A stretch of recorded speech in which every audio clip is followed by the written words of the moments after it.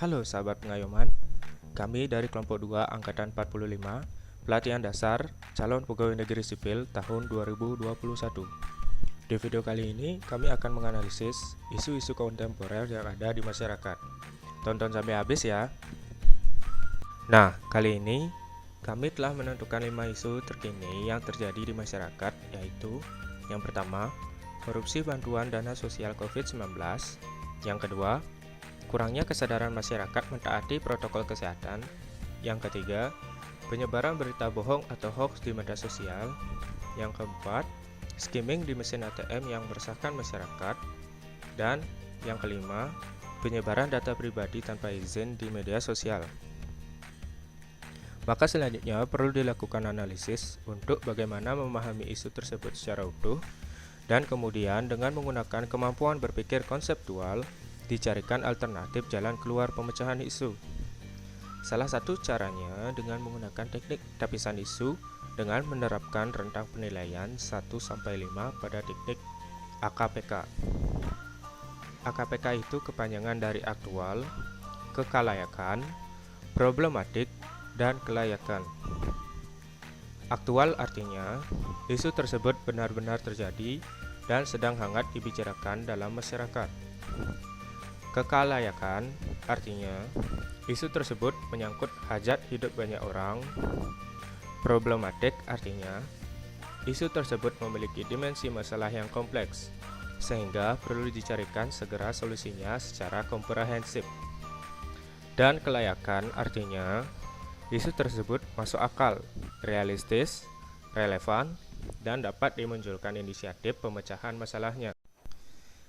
Setelah kita menganalisis dengan teknik tapisan isu AKPK, maka kita telah menemukan 3 isu, yaitu yang pertama, korupsi bantuan dana sosial COVID-19. Yang kedua, kurangnya kesadaran masyarakat mentaati protokol kesehatan. Dan yang ketiga, penyebaran berita bohong atau hoax di media sosial. Selanjutnya, akan kita analisis dengan teknik tapisan isu USG. USG singkatan dari urgency, seriousness, dan growth. Urgency yang artinya seberapa mendesak suatu isu harus dibahas, dianalisis, dan ditindaklanjuti. Seriousness yang berarti seberapa serius suatu isu harus dibahas dikaitkan dengan akibat yang akan ditimbulkan. Dan growth yang berarti seberapa besar kemungkinan memburuknya isu tersebut jika tidak ditangani segera.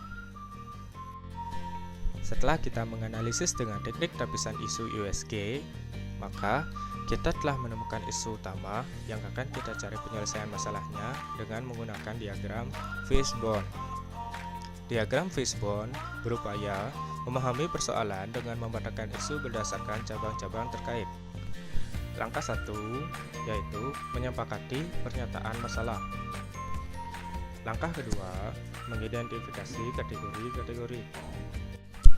Langkah ketiga, menemukan sebab-sebab potensial dengan cara brainstorming. Setiap kategori mempunyai sebab-sebab yang perlu diuraikan melalui sesi brainstorming.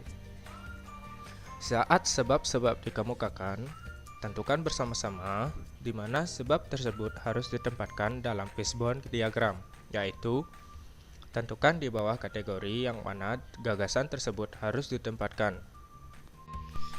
Yang pertama, kategori sistem.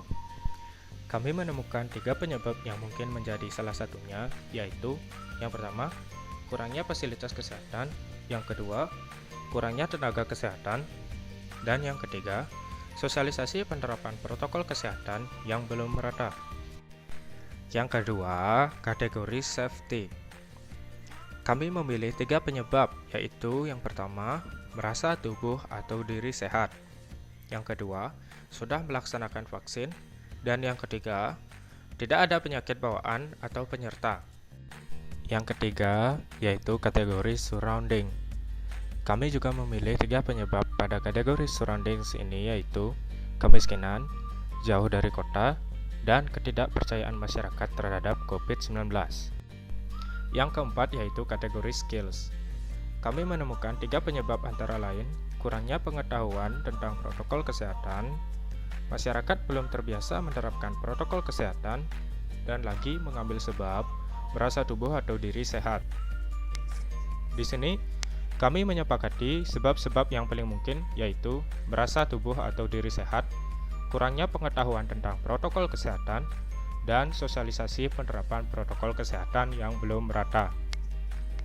Solusi alternatif yang bisa kami berikan ialah sosialisasi tentang penerapan COVID-19 dilakukan dari ruang lingkup pedesaan 3 kali seminggu atau lebih supaya masyarakat terus ingat betapa pentingnya menerapkan protokol kesehatan.